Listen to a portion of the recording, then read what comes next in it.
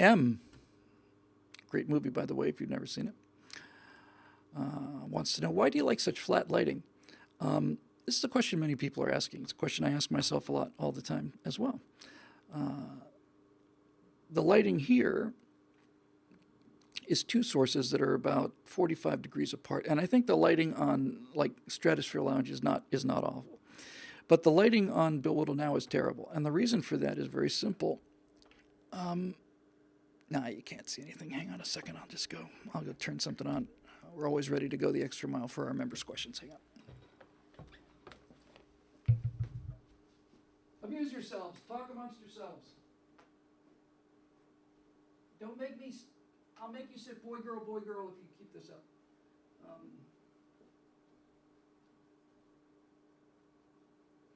Okay. Now, I put up a green screen since I just did a second pilot show for Newsmax, so I had to do some green screen stuff, but you get the idea. So there's where ultimate selfie stick. There we go. That's where we shoot Bill Whittle now, and it's difficult to see right now because behind that green screen is a TV monitor, and in my less than infinite wisdom, I decided that it sure would be easier to have a practical background behind me so that I didn't have to chroma key everything, because that meant that every single show, including Right Angle, would have to be chroma keyed and would have to be, you'd have to go in and put the key in, you'd have to render all of it and so on. I thought, okay, I know what we'll do. We'll put a TV screen up there, and that way I can put whatever background I want on the TV screen, and I can change it at will, and we can record it live and just dump the video, off it goes. So far, so good. But the problem is, is that you can't really tell from here. But if you imagine that everything that's green is in fact the front of a large TV screen, then you'll realize that you cannot light that without the lights being in the reflection. You're almost trying to light a mirror. What I found was that there was no way for us to position lights that I thought looked good without them being not just visible in the reflection, but dominating the entire picture. I mean, you just got a bright light there, and it's being reflected back from the front of that TV screen. So it means that as things are set up now, I have to go with flat lighting, at least over there, and I could probably improve the lighting here. I try to do a little rim lighting on the top here. You know, I got two different light sources. I could probably make one of them more contrasty, and maybe I'll do that. But the good news is that I'm working like a slave on this Cold War series, and when I'm done, I'm going to make some minor changes around here. I'm going to take that TV down, and I am going to put a practical Bill Whittle Now up there, which means I'm going to put something on the wall. I'm going to have the words Bill Whittle Now cut out of foam or something mounted on the wall. Then I can improve the lighting enormously. I'll be able to drop a green screen in front of it if I need to change it for whatever reason. And hopefully, if we pick a good non-reflective background, we'll be able to make this look a lot nicer. One of the advantages that the other guys have, I've shot the entire Apollo stuff over at Daily Wire. Not only do they have the advantage of a lighting crew, but they have the advantage of a lighting grid. In other words, if you go over to Daily Wire, the drop ceiling that was in the office building they bought is gone. And you can go all the way up to, you can see the air conditioning ducts and all that other stuff. Here, we've still got the standard office drop ceilings. And that means that while I could pull those down, I don't have the means to really mount a lighting bar or a lighting grid, because professional lights come from all kinds of directions that are almost exclusively up above you. You move it out somewhere, but point it down at you. And Daily Wire and I'm sure CRTV and Blaze and all the rest of it are shot in studios, which gives them the ability to do a lot more with lighting. For instance, if I was really lighting this right now, I'd put a much hotter kicker behind me. I'd go just out of this frame here, and behind me I'd have a light shining down in this direction. It would put a nice rim light right around your hair, pull you out of the background, and all of that. But in order to do that, you need a lighting grid. I've got the lights, I just don't have the grid. But with all of that said, I expect that during Christmas break, we'll do a little restructuring around here, make the Bill Whittle Now stuff much better looking. And I'll see what I can do about this. I might be able to find a place in the room that is better lit.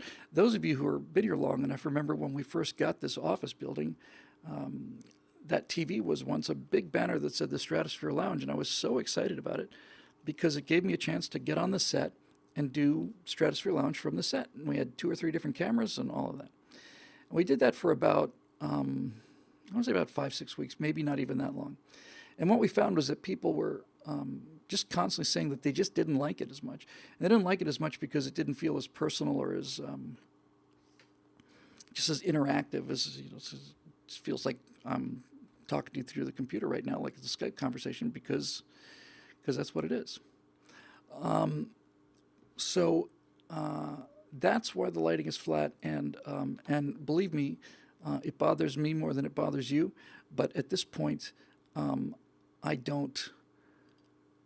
When I say at this point, I mean for the next 3 or 4 weeks at least. I'm not going to be able to do it. But I hope that during the Christmas break after that, we'll be able to make some relatively inexpensive changes over there, and just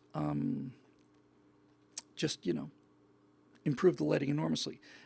Not only would the improved lighting help just the lighting, but it would make the show look a lot more professional, a lot more credible. But in any event, that's the answer for that. And I'm going to have to go. But I only got to 2 questions. I did 3. I did 3 from the members only forum, and I'll do more of them in the future. We'll still do some from Facebook. If you put your questions in Facebook, sorry about that, but we've been doing nothing but Facebook questions, and these people pay for the service. So, you know, that's how that works. And by the way, they pay for the service with the full understanding that that everything that gets made gets put out for people to see for free. Anyway, that'll do it, I think, for this edition of the Stratosphere Lounge. I think these hour and a halves are much better than the 2 to 3 hour slogs, you know, some kind of safari through the jungle, or you're going to cross the Sahara on a camel train, and just like, for God's sake, is this thing ever going to end? It's like driving across Texas, 3-hour Stratosphere Lounge. And I don't want to inflict that on anybody. So I continue to do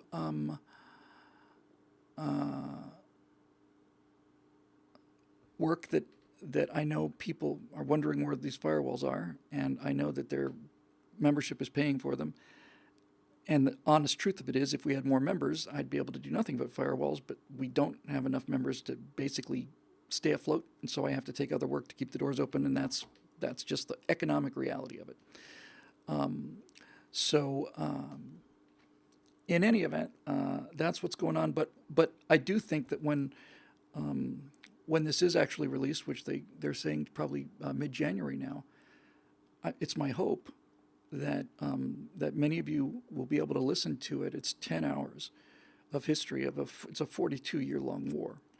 It's a lot of history, and I've been able to find just very odd little things. I knew, for instance, I knew a little bit.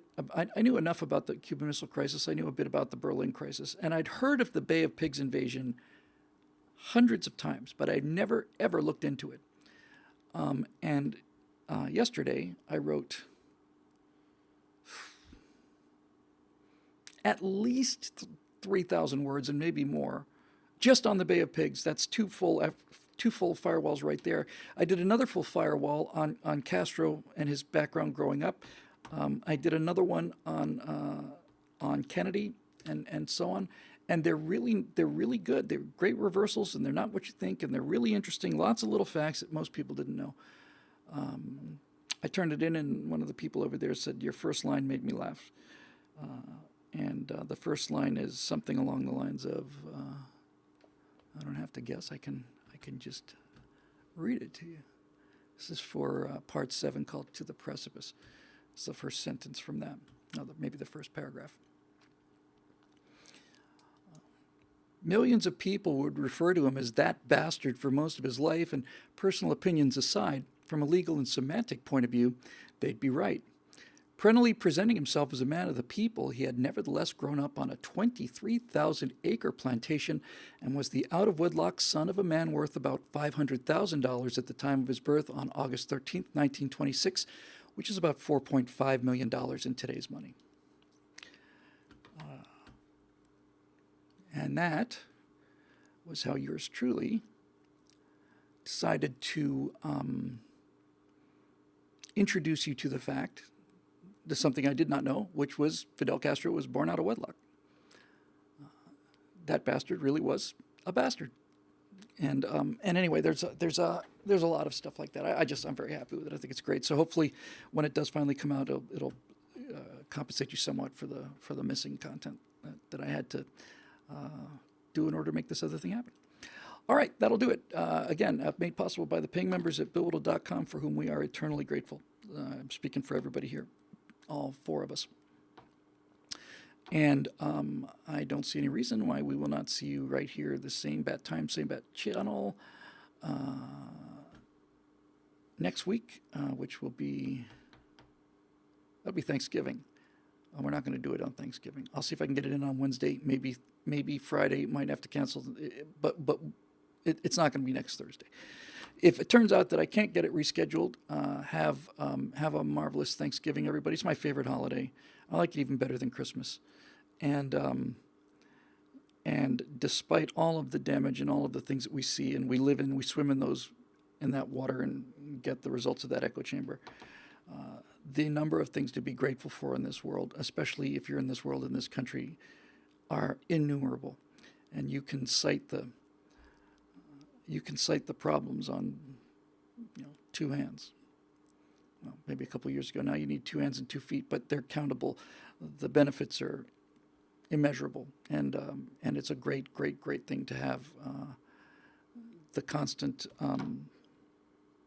holiday of Thanksgiving.